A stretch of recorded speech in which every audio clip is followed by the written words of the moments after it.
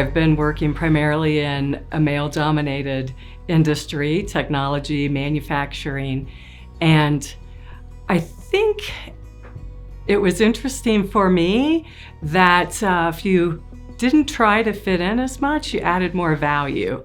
And you had to prove originally that you had thoughts that were helpful, insightful, but it was because it was different and diverse and from a different perspective.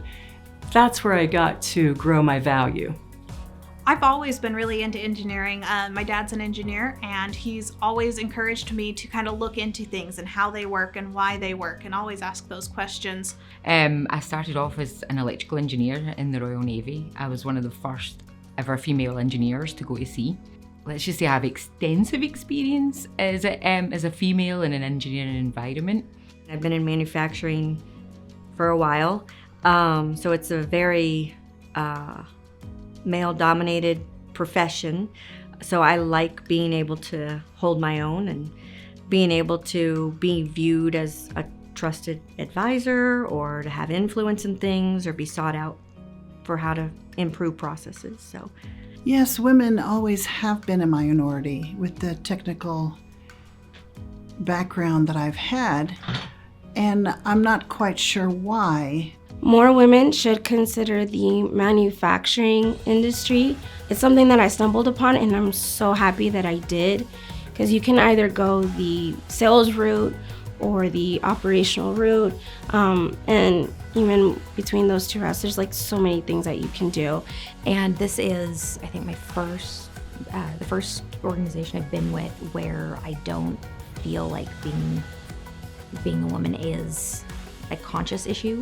I'm the only lead woman out of 6 men. Yep, out of 6 men that are lead there. So yeah, it's a challenge.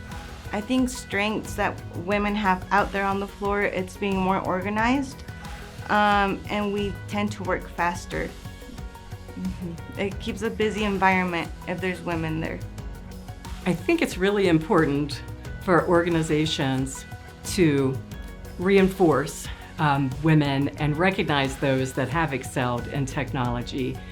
That keeps it coming, giving forward, overcoming that traditional glass ceiling if it's there, or just barriers to entry, knowing that they may have had to work a little harder to get in that space is a commendable achievement, and we need to reinforce that and recognize it. The real experience that a lot of women have has to do with the multifaceted jobs that they have, and that they have to be very detailed in every one of them to plan it, to make it happen. We bring diversity. We bring different approaches, different ways to look at things. Sometimes females can bring perhaps maybe a softness to a harder environment, but I think wherever there's diversity, there's innovation and growth. I think women can adapt to their audience very well and wear multiple hats, change that according to what the situation desires. If you can get past the initial distrust, the initial double checking of your work or questioning your decisions, and get to a point where you are surrounded by people that know and trust you as a good engineer, being a female engineer is no different than being a male. Look at the skills that you have to do every day in your own personal household. And that's what programming is. That's what project development is. That's all of that is a piece of what we can do. I love it because women are more wanting to challenge and to learn and build, and their instructions of the detailed work is so much better. I'm also really big on having everyone around me understand the big picture. Like, if we're all gonna work towards something, then we all need to understand what that something is. And so I like to paint a picture of what we're doing, how we're gonna do it, and why. When I look back at my career, I do recall times when I was forced into a stereotype as a woman in a situation, and what I found is I reacted a lot less. I could take the emotion out of situations and was able to overcome that stereotype, where others may have pointed the finger or complained about lack of resources. I find women are just as resourceful, if not more, given challenges in the workplace. There's been examples in Sub-Zero of women that have really pushed through.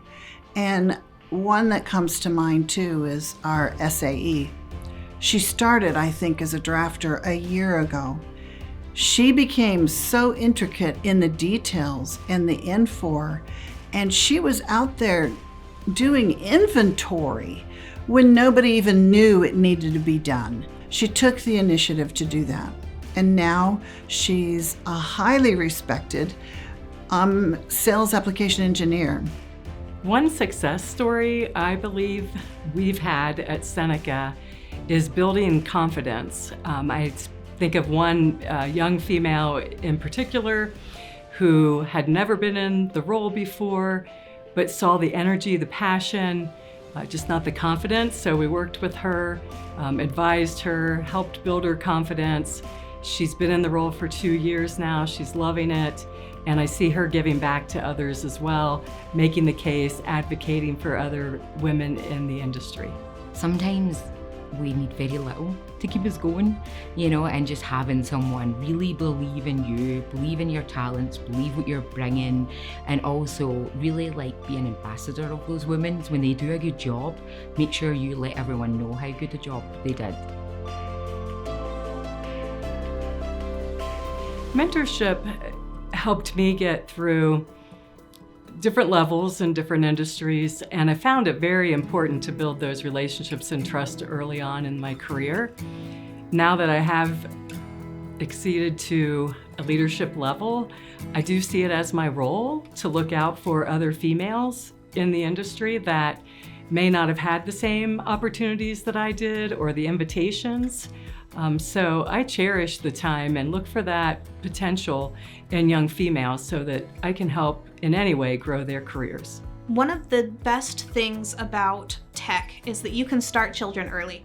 Getting women into STEM and getting them comfortable with computers and science and asking those questions makes a huge difference in how comfortable they are within the environment. This can help counteract other biases that can happen as a woman in engineering. If you are more comfortable in the field, you're more likely to stay within the field, even as challenges arise.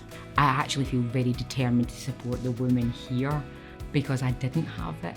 So I think I make extra effort actually with the females to make sure they know that I'm around and I'm here to support them.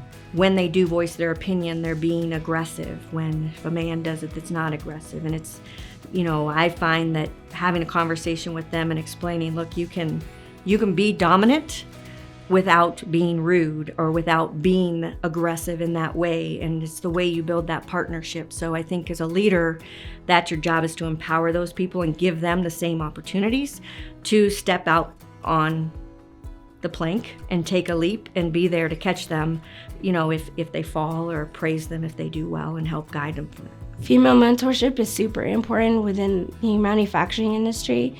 That's probably why I want to stay in it, or part of the reason why I want to stay in it so much is because even in the short time that I've been in it, more and more women have joined. And just like I have people like Jane or Patty kind of helping me gain my footing, I want to help other ladies in the industry as well. And I also think I've worked in places where we have a Women in Technology mentorship program, where the senior leaders that are females are paired up with the younger females that want to advance and really coach them. Having a female mentor in our industry, it really helps you feel a little more welcome and at home in a field you might not have originally chosen for yourself. I always expected I would go into administration or something, and I've turned out to really love manufacturing and supply chain in particular. Never would have guessed that for myself. Yeah, I don't know, I just think it's a lot more fun when there's women in the room. I think if they're passionate about tech, they're going to do well in the technology industry. If at the core of who they are is a passion for tech, they're going to be okay. As a female engineer, you tend to run into a lot of biases. It's unfortunate, and it's something that we can work to change. But the only way that we're ever going to be able to change that is to keep facing them and creating better environments in which those biases don't exist. I don't think I've ever felt so empowered anywhere else like I have been here. I think now I see my career in manufacturing. We prioritize at Senneca and Sub-Zero an environment of respect for all perspectives. We miss out if we censor or shut down different voices and different opinions.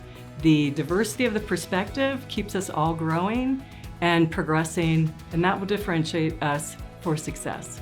My name is Jane. My name's Yvette /Shorty. My name is Liz. And my name is Alexa McFarland, and I'm proud to be a woman in manufacturing. And I'm proud to be a woman in technology. And I'm a woman that loves being in manufacturing. And I'm super proud to be a woman in manufacturing.